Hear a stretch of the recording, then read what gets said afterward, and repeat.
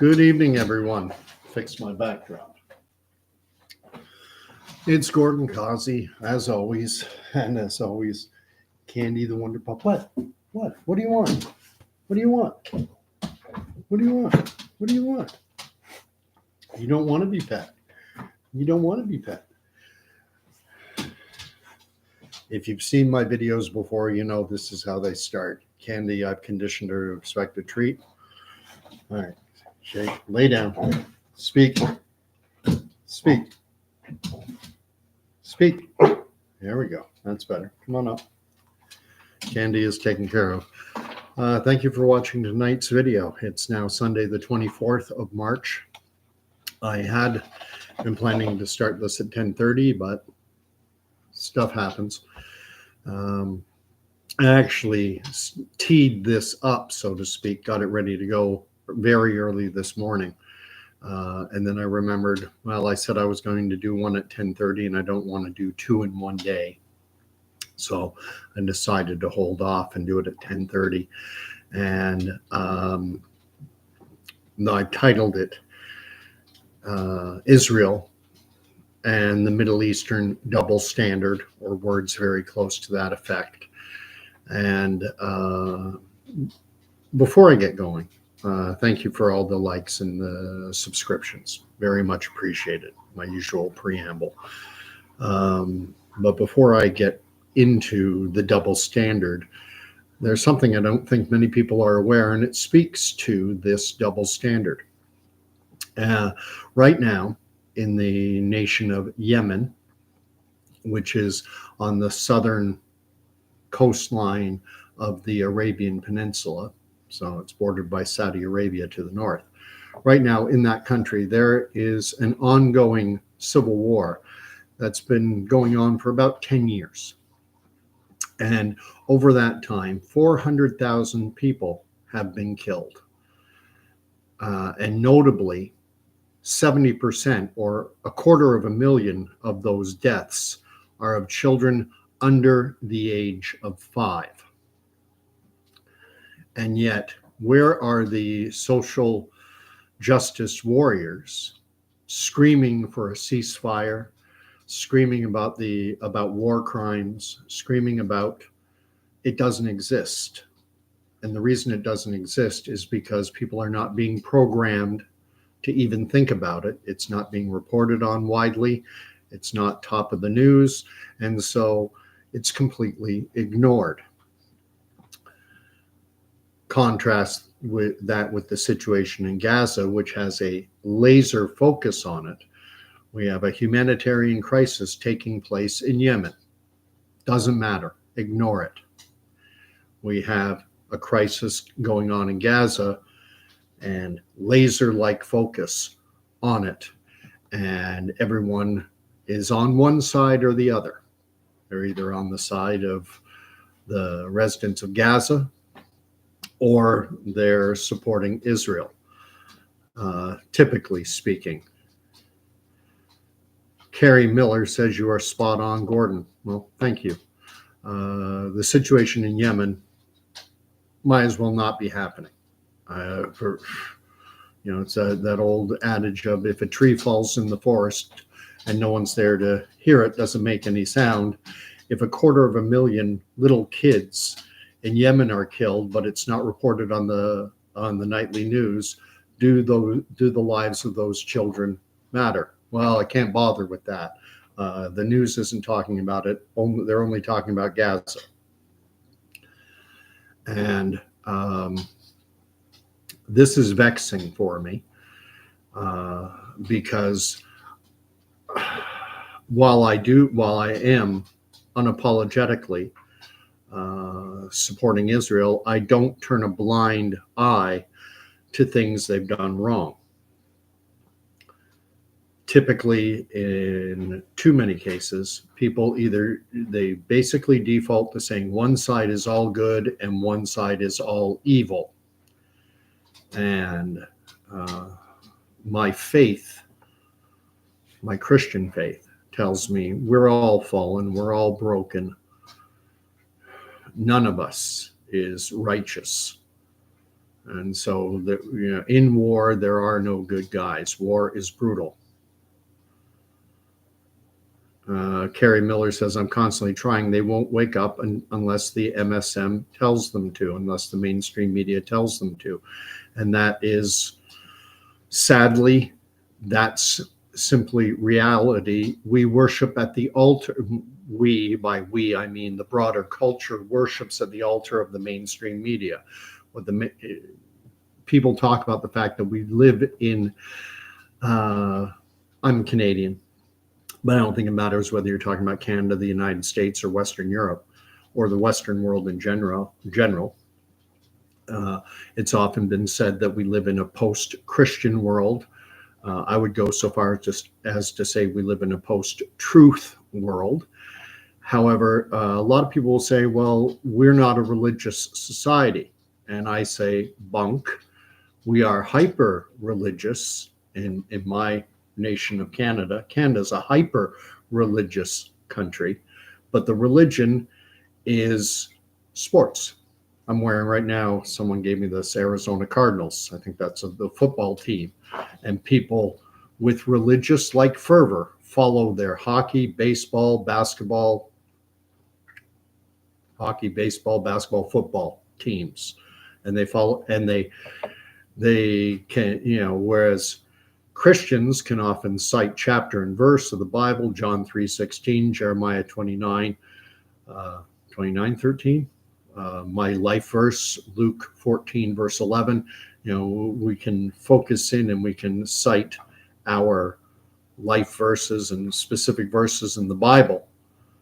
Well, that same type of religious type devotion exists. There are individuals who can tell you who follow the Toronto Maple Leafs religiously, and they can tell you how many goals, how many assists, how many power play goals. They can give you Austin Matthews' entire stat line, and they know it, and they're updated on it regularly. And likewise, and why do we care about hockey? Not only do we devote our attention to it, we devote our money to it. People pay to wear the emblems of their teams in hats and shirts and paraphernalia, flags on our cars. People will have, during the playoff seasons, the Maple Leaf flags, Toronto Maple Leaf flags start waving on people's cars. We are a very hyper religious society. But I'm digressing. I'm getting off point, which I always do. So we have the situation in Gaza. Now, on this video, the thumbnail for it is a map of Palestine. And I invite you to look at it. The British Mandate for Palestine was created in 1920. There was a conference at a place called San Remo on the Italian Riviera. It was an offshoot of the Paris Peace Agreements that gave us the Treaty of Versailles.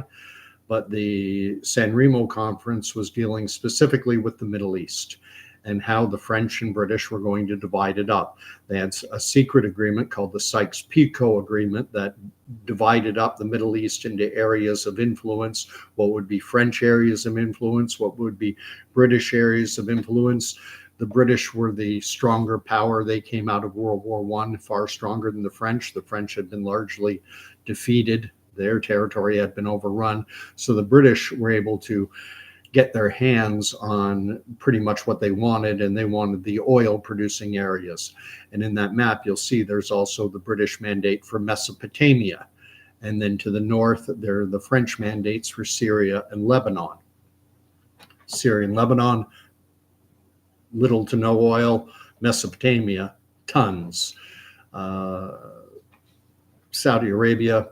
But anyway, the point of that thumbnail is to show what Palestine is. Palestine in 1920 included all of present-day Israel as well as all of present-day Jordan. So anyone living in that geographic area could be rightly called a Palestinian in 1920. The British had actually started to run the territory. They actually had taken control of it in the closing days of World War I. They were the administrative authority. However, that was not formalized until 1920 at this conference in San Remo, Italy. After that conference, now here's a map, and it's formalized and it's agreed on. Representatives from various countries around the world, even Turkey had a representative at the San Remo conference. Turkey, of course, the Ottoman Empire is alternately called the Turkish Empire, or sometimes they're called the Ottoman Turks. They had been this region, Mesopotamia, Saudi Arabia, Palestine, Syria, Lebanon, this was all Ottoman territory. And what we call Israel and Jordan today was part of the southern district of Syria, or province, if you like. The Ottoman Empire had its empire divided up into provinces or districts, and what is often called Palestine, and was called Palestine back then. It's a name that stuck around, but for political purposes, the Ottomans referred to that area as their southern. It was part of their Syrian district, the southern part of their Syrian district or province. And what happened is in 1921, Great Britain took 75% of the Palestinian mandate, and they created a Palestinian state. It was given the name of Transjordan. It didn't become Jordan until later. And it was a British protectorate, meaning, I'm not exactly sure how to define protectorate, but basically it was more or less in a fashion like an independent country tied to Great Britain, the same way that Canada was tied to Great Britain up until 1867, when we became an independent country. So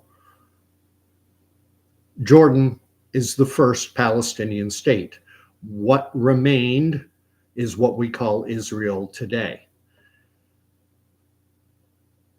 The reason that the British created this Palestinian state of Jordan, it was a gift. It was payback to the Hashemite dynasty, which were the Hashemites were the ruling family in Arabia, on the Arabian Peninsula.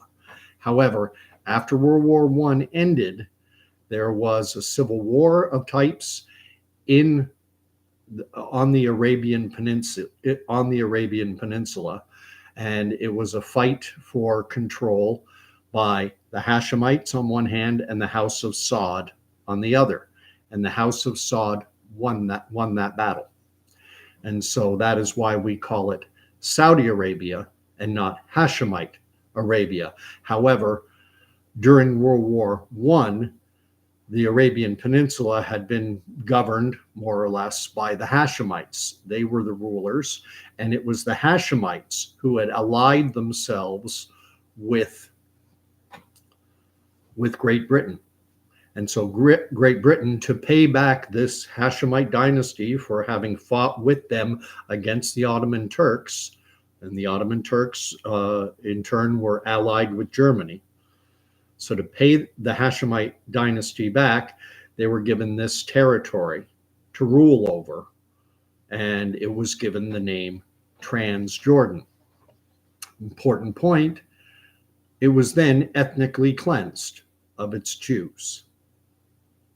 They allowed one Jewish town in the entire country, and I believe the name was Tel Or, T-E-L, like Tel Aviv, but Tel Or. And the reason they allowed that town to exist as a Jewish town was because of a hydroelectric facility. The new country needed power, it needed hydro, and it was Jewish money and Jewish expertise that was required in order to have their little power plant.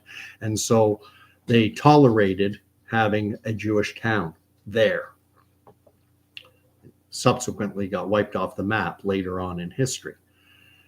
So now all that is left, so now we're in 1921, now all that is left of the remaining territory of the Palestinian Mandate is a small little sliver of land, what we know as Israel today. And Britain had also committed, just as they committed to the Hashemite dynasty, they said, we'll pay you back. We'll give you land in Palestine. You can come from Saudi Arabia and you can rule over this Palestinian country. You can call it whatever you want. They called it Transjordan because it was across the Jordan River. I have Mike Christie or Mick Christie. I remember I said it wrong the last time. You blow me away with your, all this is easily accessible information from reputable sources, academic, governmental. I don't want anyone taking my word for this stuff. Mish Christie, right. Anyway,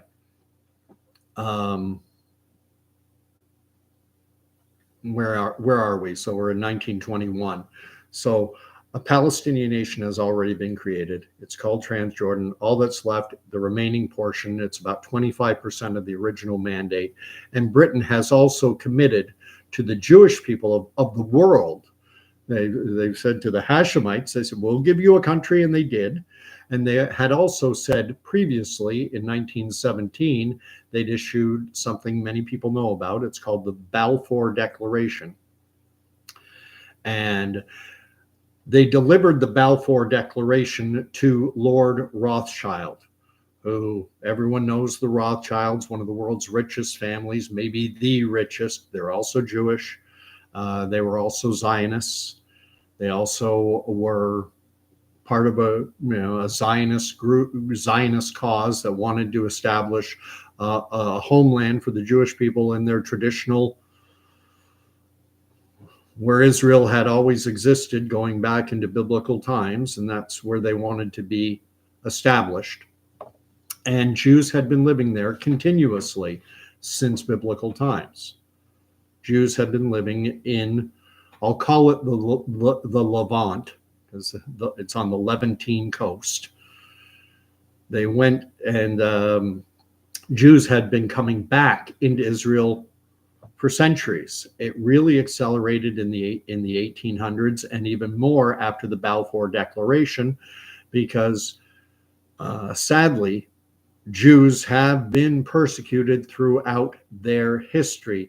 You don't even have to go, the Holocaust, what happened in World War II, was the pinnacle, was the apex, was the epitome of that, of the persecution, but it existed for centuries before. You can go back to the Spanish Inquisition, where Jews became crypto-Jews, and they outwardly converted to Christianity to avoid being burned at the stake. And they met secretly, and no one could openly be a rabbi or a cantor or any other type of religious Jewish leader, and they became Jews in secret.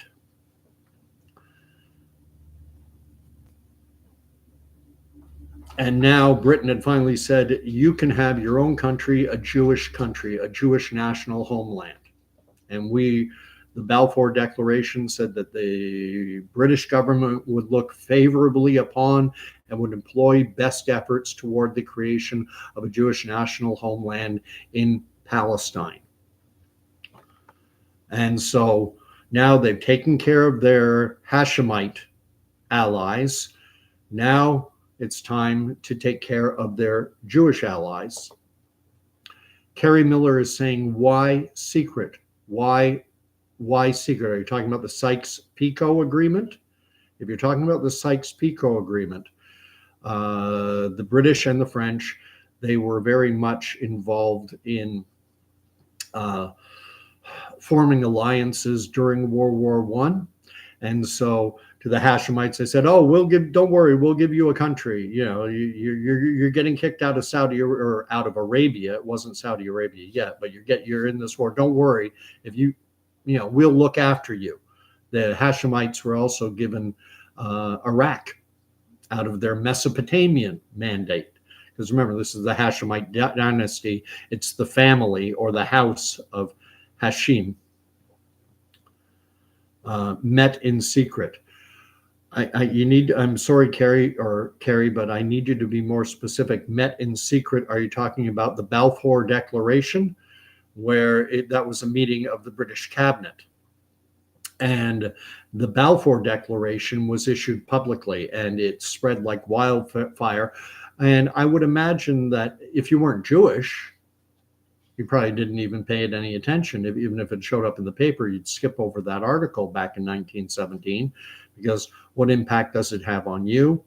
I will say that in terms of the territory, what was then and had been for 400 or 500 years, the Ottoman province of Syria.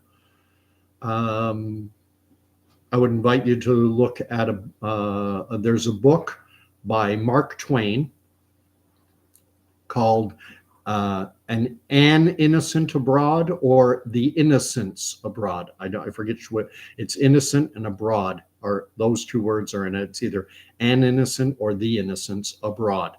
And Mark Twain, when he traveled the world, he at the time was writing for, I believe the newspaper was called the St. Louis Dispatch, and he was sending reports of his travels. And one of the travels he made was to the Holy Land. Oh, okay. Sorry, thank you. Carrie is asking why the Jews had to meet in secret. In Spain, in Portugal, if you were not Roman Catholic, if you did not attend, you were a heretic, and heretics were burned alive at the stake. They had something called the auto de fe, where it would be a big public display in the towns, and not just in Seville, but in other places as well, in Porto, Portugal, and other places, Barcelona. There would be a big public square with stakes and people tied to them, and they would be burned alive for being a heretic. And one of the things you could be burned alive for was for being Jewish. And I speculated in a previous video over the fact that where do we get eating ham during the Passover, during the Christian Passover? Because remember, Jesus went to the cross during the Passover. And a great way to deflect suspicion that you might be Jewish would be to break all the kosher laws, because most will know that Jews do not eat pork or shellfish. There are a number of dietary laws. And so to deflect from it, hey, sit down and have some ham. I can't be Jewish. I'm eating ham. Give me a pork chop. Give me some bacon. And you can look into that. Just type crypto Jews Spain, and you'll find out about it. You talk about the secret societies. They had secret symbols that they reportedly Jewish individuals would put on their houses. It might be a letter in the Hebrew alphabet or something of that nature, so that they could identify each other, so that they would know who the other crypto Jews were. And you talk about an enduring faith to have survived, and this kind of persecution went on for centuries. The auto de fe and the burning at the stake was kind of a climax for that particular period, but this persecution has gone on, and there's a long list of reasons for it. But I want to get to more modern times with what's happening in Israel right now. In a previous video, I brought up a well-known little bromide, a well-worn saying, and that is, to the victor go the spoils. When the US and Mexico went to war, territory changed hands. And no one came along and said, well, that's occupied American territory now. You need to give New Mexico back because you stole it. War happens. And So what happened in 1921 is Britain tried to establish a national homeland for the Jewish people in what remained of their mandate, in that little 25% section they had left after having given 75% to the Hashemites. And the Arab world surrounding this little strip of land about the size of New Jersey, they kept saying no. The Arabs living there kept saying no. The Jews basically were saying, give us anything. Because at that point they said, okay, we'll create a second Palestinian state. We created Transjordan. We'll take the 25% that's left. We'll take this little New Jersey-sized strip of land and we'll divide it into another Palestinian state and then a homeland for the Jews. And the answer was always no, no, no, from the Arab League and from the Arabs living in what remained of Palestine. And so after trying to stick handle it and negotiate something out, finally the Great Britain gave up. They said, we're done. This is unresolvable. And so they put an expiry date on their mandate. They said on May 15th, 1948, we're done. We're no longer the governing authority. And this little strip of land the size of New Jersey, as of May 15th, had no governing authority whatsoever. There was no country. It didn't belong to anyone.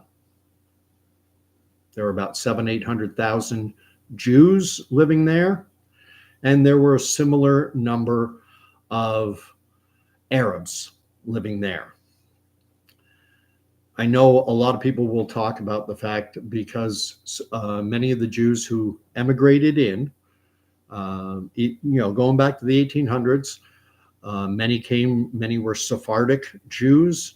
A lot of Jews came from other parts of the Arab world. There's something called the diaspora, and that was after the Romans didn't conquer, but after they destroyed Jerusalem in AD 70, and then again around 135 AD, there was a second Jewish revolt called the Bar Kokhba revolt, and Jews were scattered. Some remained.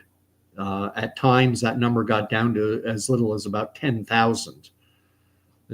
I make the point, there has always been a Jewish presence in the land that we call Israel today. But at times it was very small, maybe 10,000 or so.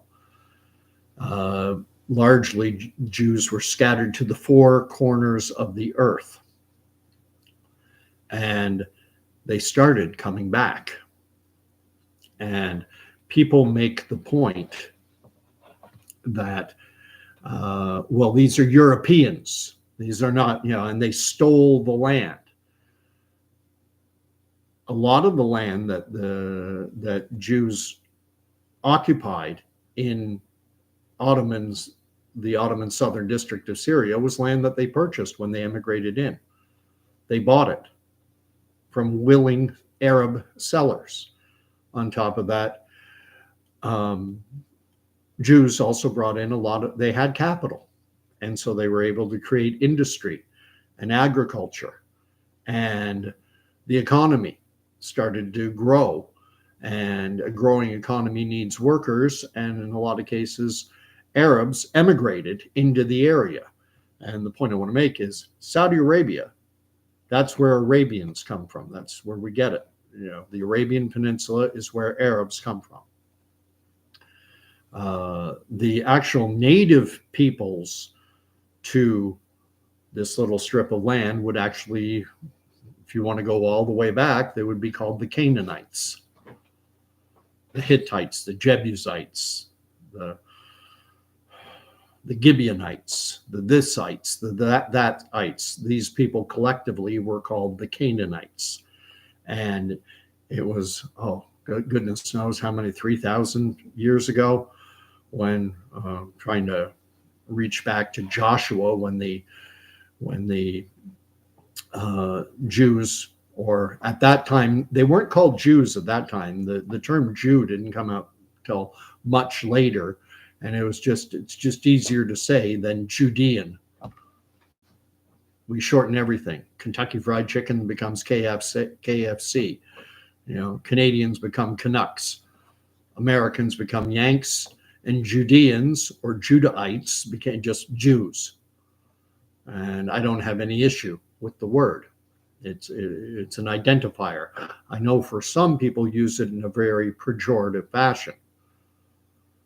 I might surprise some people who are of that mindset. If you know these names, I did a podcast once with someone called Dr. Lorraine Day.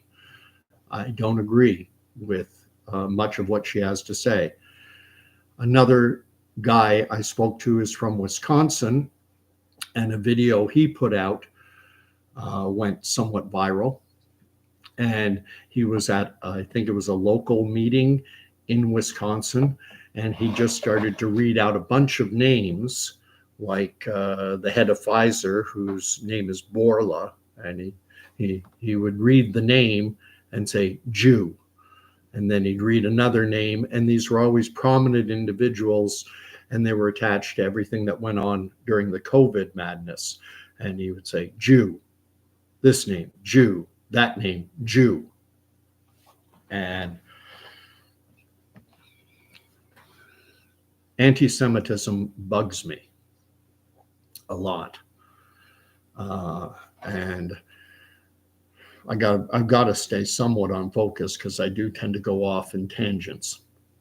But getting back to history, so 1948, May 15th, the British vacated the territory, and now there is no governing authority. There's no nation there. It's just a bunch of people. And on May 14th, the day before the British were slated to leave, and they'd announced it, their mandate ends.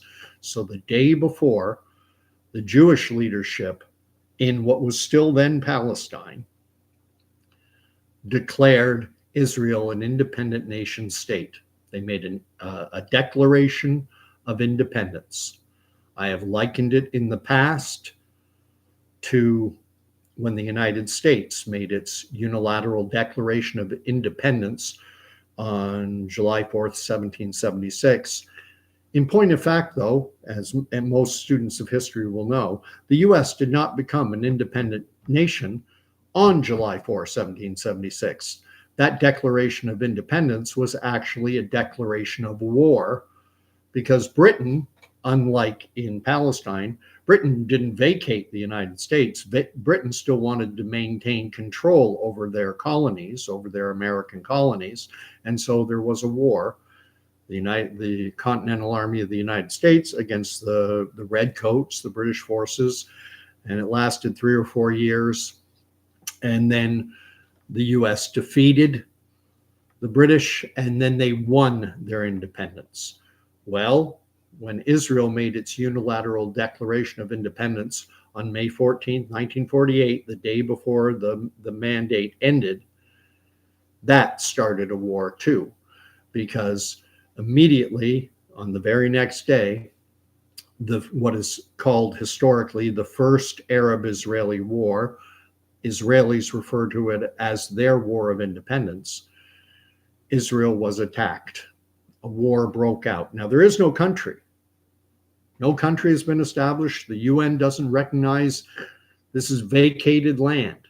And the 800,000 Jews who were living in that land were ordered by he became the first prime minister, Ben Gurion. He was a general in there, like he was the George Washington. Ben Gurion is the George Washington of Israel in a fashion, and he ordered Jews to fight to the death, to the last man and woman, for their homeland. And forces from Egypt, from Syria, from Lebanon, from Jordan, and from Saudi Arabia fought against these 800,000 Jews. And the war lasted from May of 1948 until March of 1949. And over a period of time, in March of 1949, armistice or peace agreements were signed between this new nation state of Israel and those 5 invading nations. And then they established what they refer to, you'll hear it still in the paper or in the media, they call it the Green Line. And the Green Line borders were established. Israel did not win everything.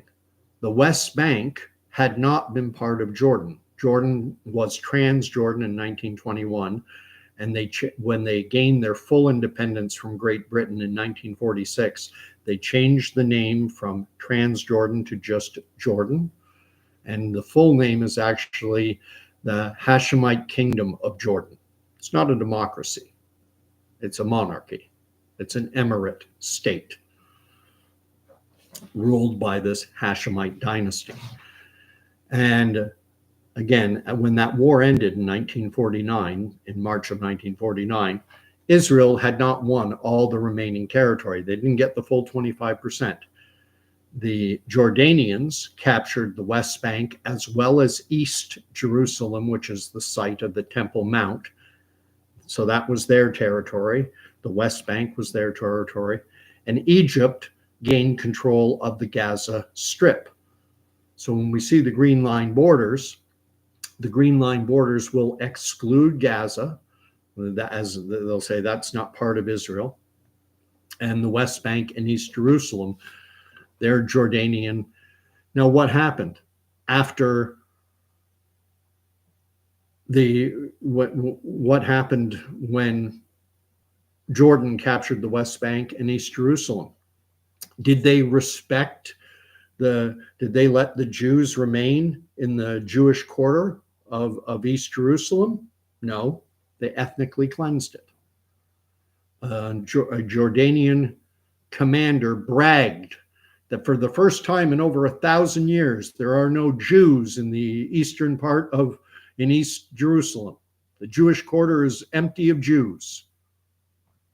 And they destroyed synagogues. And no one batted an eyelash. And personally, I don't either. You know what? It was a war. Jordan won. It's now their territory. They can do with it as they wish. The city that I mentioned earlier, Tel Or, where there was a Jewish town in initially Transjordan, later called Jordan. That city, that town where the power plant was destroyed. They didn't need it anymore. They needed it back in 1921, but by 1949, they didn't need it anymore. They had other sources of power. So ethnic cleansing. It's their territory. They won it. Gaza, no Jews in Gaza. It's Egyptian territory. The people living in Gaza are Egyptians. The people living on the West Bank are Jordanians. And all would have been well and good. However, as most will be aware, the Arab world views that war, that first Arab-Israeli war, they call it the Nakba.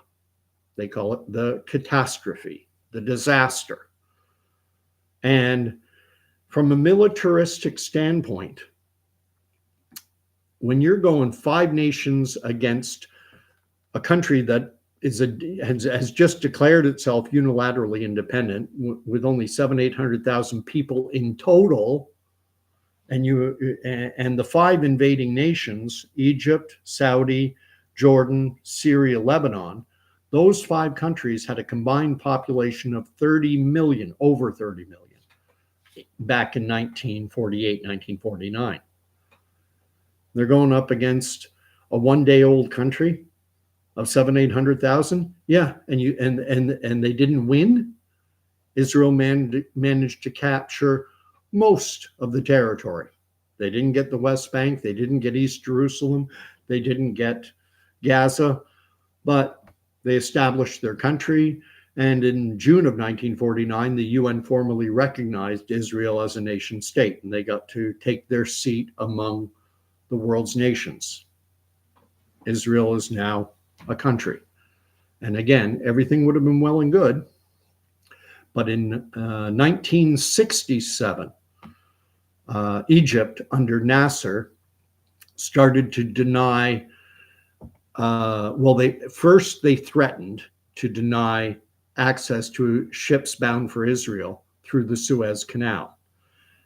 And for a country that's not even 20 years old, heavily reliant on imports, cutting off that the Suez Canal would be like cutting off an artery.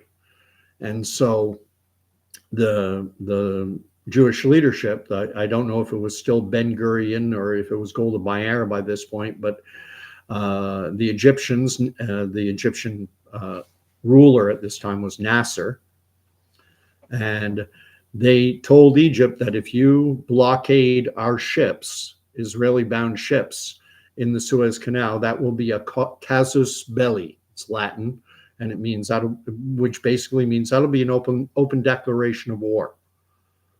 Israel drew a red line. They said, if you block shipping through the Suez Canal and cut off an artery, we're going to take that as an act of war. And it was not an idle threat, because when Egypt did halt shipping through the Israeli-bound shipping through the Suez Canal, Israel attacked, and they pretty much destroyed the Egyptian Air Force. They wiped it out. The Egyptians were caught flat-footed. I hearken back to The Art of War by Sun Tzu, where the art of war is all about deception. And Israel did a very good job of playing itself up to be weak. There were constant media reports coming out bemoaning the lack of preparedness in the Israeli army and the lack of equipment. And they were signaling to the world that they were not in a militarily strong position. And so that's probably why Nasser figured he could get away with blockading Israeli shipping. And so he went ahead and he did it, and Israel attacked. And in the war that ensued, Israel captured the Gaza Strip, and they took all of the Sinai Peninsula from Egypt. Egypt and Jordan had signed a pact, an agreement, an alliance. And so when Israel attacked Egypt, Jordan then attacked Israel. Now Israel's fighting a war on two fronts. And Jordan at that time had the largest military. They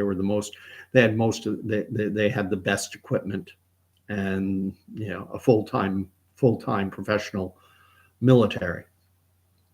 And they attacked Israel. And in the war with Israel, Jordan lost the West Bank and they lost East Jerusalem. Now,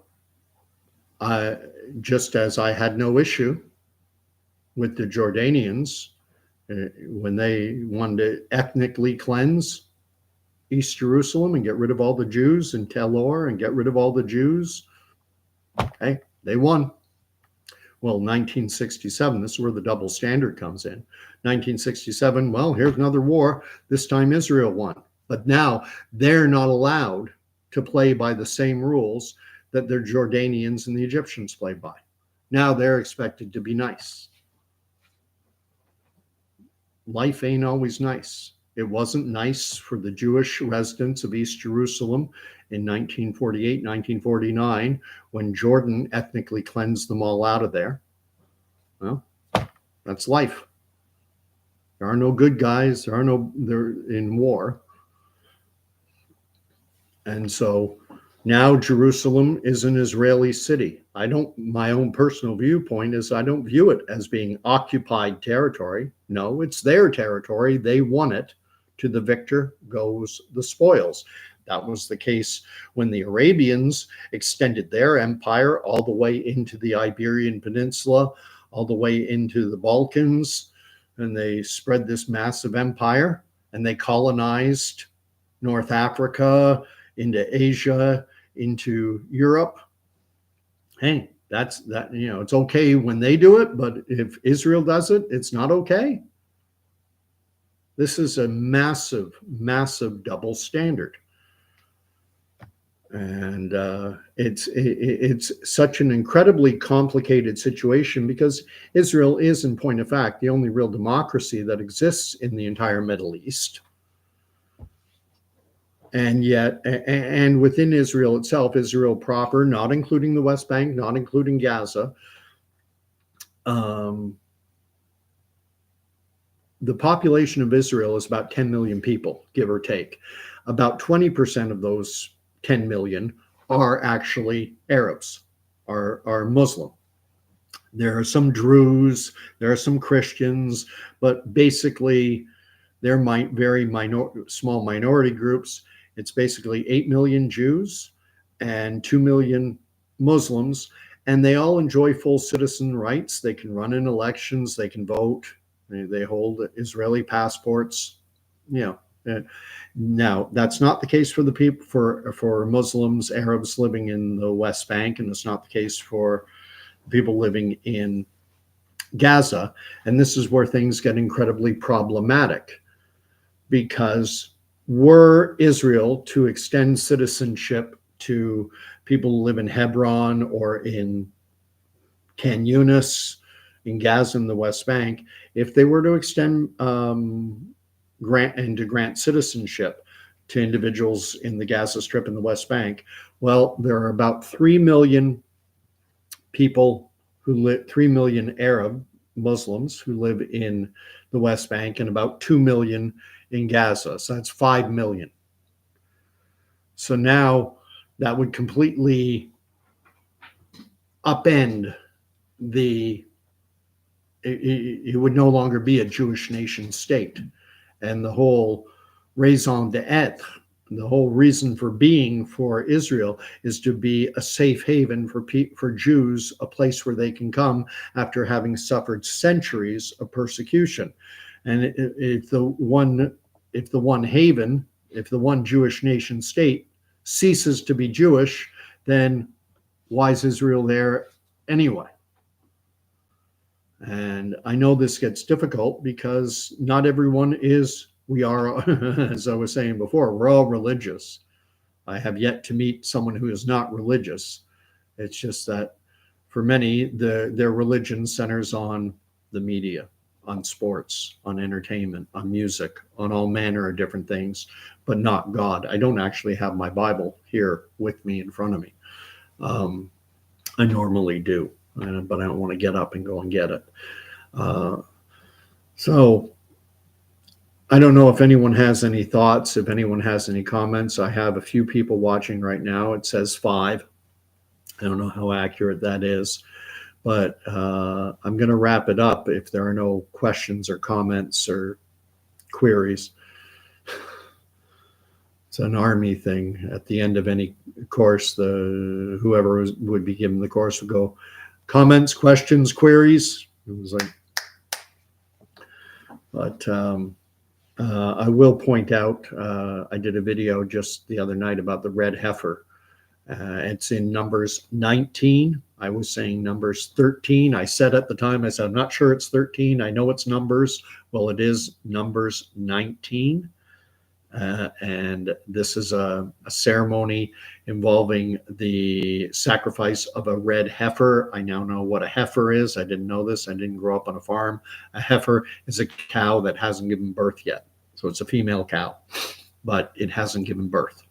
And so it hasn't lactated. It hasn't yet produced any milk. And different from the sacrifice of typically what would happen if you read through the Old Testament, Leviticus, Numbers, Deuteronomy, even in Genesis, I believe, definitely in Genesis. An animal is always cut in half and bled out, and the blood spills over the altar.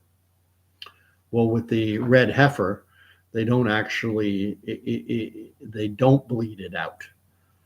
With this red heifer sacrifice, the entire animal is sacrificed. The entire animal is burned. The PETA types, people for the ethical treatment of animals, will be all over this. But the heifer is actually burned. And then afterwards, the remains of the burnt heifer are then mixed with water, hyssop, and cedar, and then the ashes or whatever residue from the sacrifice is then sprinkled onto, in Numbers, the tent. This was done outside the tent of meeting, because in Numbers, the Israelites had not yet occupied the land of Canaan. And so in place of the temple, they had the tent of meeting, and the tent of meeting was actually a large complex that included the Holy of Holies.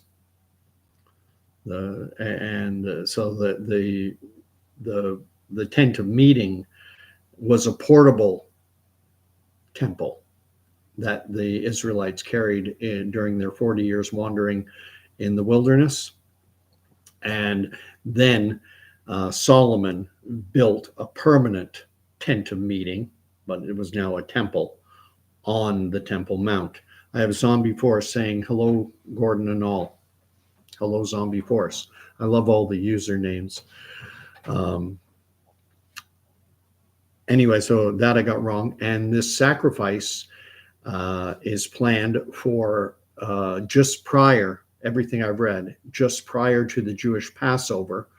And the Jewish Passover takes place, I'd have to double check, but I'm 90% sure it's just after or April 22nd.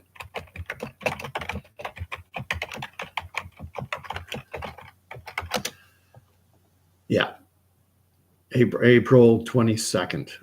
The holiday of Pesach or Passover falls on the Hebrew calendar dates of Nisan 15 to 22.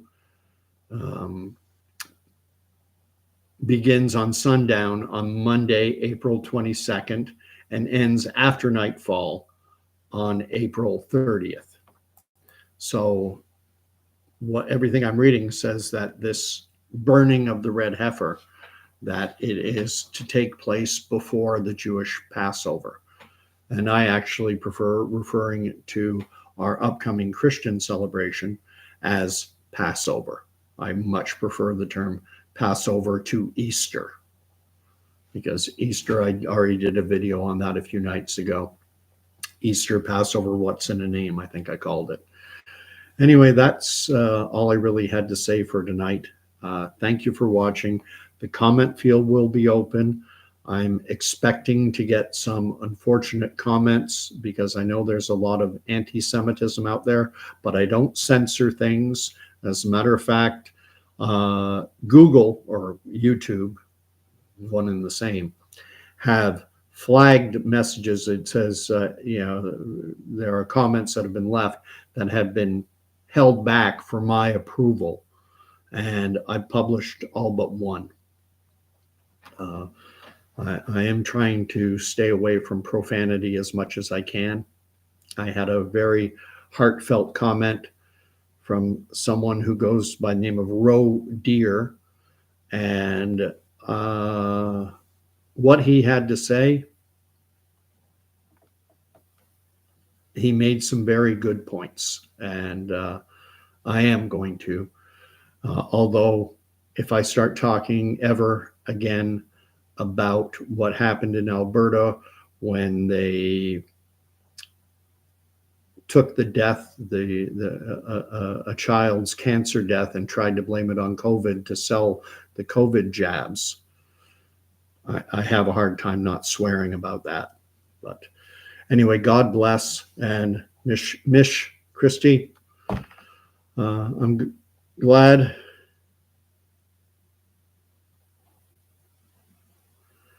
Zombie Force has a question. He wants to know about my knowledge of the first known origin of slavery and its evolution to present. I can give you a short Reader's Digest version. I consider slavery to be the default position of humanity. We've always enslaved people. Every culture, and I actually did look into this somewhat. Slavery existed in Africa, pre-colonial Africa. It existed in pre-colonial North America, among North America's first nations peoples. They enslaved each other. There would be wars, battles between varying nations, Iroquois against Mohawk or whatever, and they took slaves. I consider, and we had slavery in Europe. The only place I haven't been able to find anything definitive on it is in among the Aboriginals of Australia. But slavery, I consider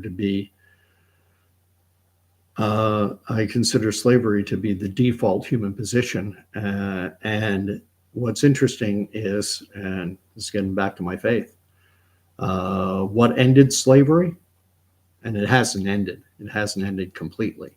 There's still slavery in this world, sadly. But in terms of, the Western world giving up on slavery, the abolitionist movement was spearheaded by Christians. The guy who wrote the song Amazing Grace was a former captain of a slave ship, and he converted to Christianity. He converted to Christianity. And it was then that he joined the abolitionist movement, and he wrote Amazing Grace. And if you don't know the history, this is nothing new. Lots of people have talked about this. But the song Amazing Grace is written on what is called the pentatonic scale, which is 5 notes. In the European scale, we have do, re, mi, fa, sol, la, ti, do, 8 notes. The pentatonic scale, which is what Africans used, was 5 notes. And Amazing Grace is written in 5 notes. And actually, a lot of what they used to refer to as Negro spiritual songs, Swing Low, Sweet Chariot, Amazing Grace, Glory, Glory, Hallelujah, are written in the pentatonic African scale. And many musicologists have surmised that, and I forget what the gentleman's name was, Stewart, who wrote Amazing Grace. Who wrote it? John Newton. Musicologists have speculated that John Newton heard Africans being taken into slavery, as they were being transported to the West, that he heard them singing a West African lament, and that he took the music and that he put English word, or he put words to it.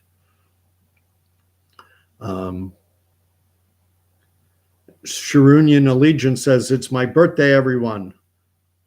It's my birthday." That 2 points. It's her birthday. It's his birthday. I don't know, Sharunian, whether you're male or female, but I feel like it should be. It's too close to Sharon. Everyone was a slave at some point. I'm still a slave to some things. I still can't let go of my Blue Jays. I'm a lifelong Blue Jay fan, and it's hard. It's hard.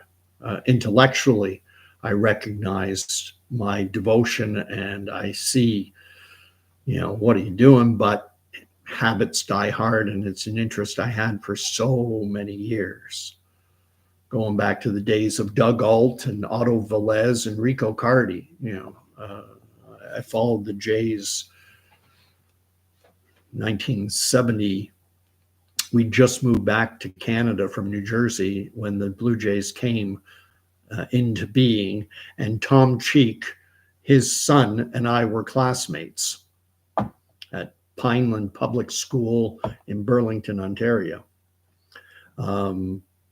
Mish says, "Happy birthday, Sharunian." Thank you.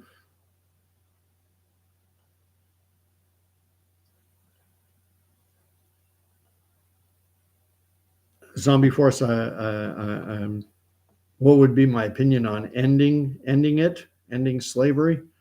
Well, obviously, like everyone, but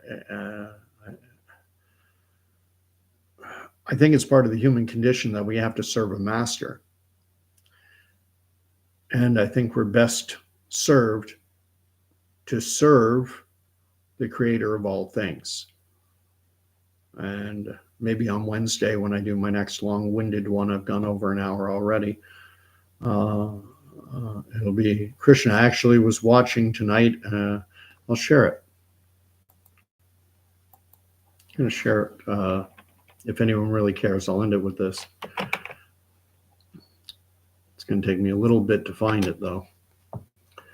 2 years ago, I was baptized. I had never been baptized. I was sprinkled when I was an infant, but I never had full body immersion baptism, what I would call a proper baptism, until 2 years ago. And before being baptized, I gave my testimony. And the church that I got baptized in, and the church that I got baptized at, has a YouTube channel, and